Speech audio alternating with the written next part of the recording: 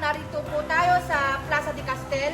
Atin pong makikita ang mga nalikom nating mga donasyon na galing sa ating mga mahal na mga kapatid, mga kaibigan at mga kapuso't kapamilya.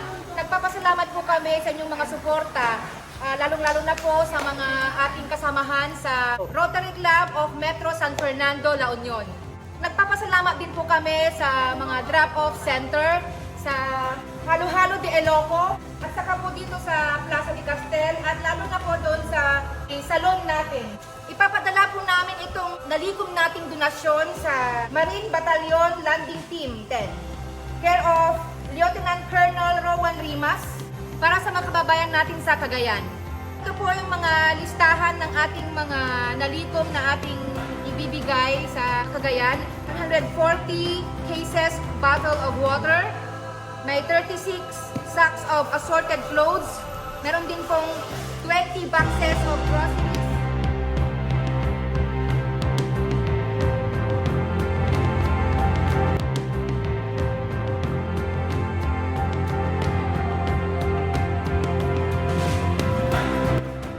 Maraming salamat po sa inyong lahat.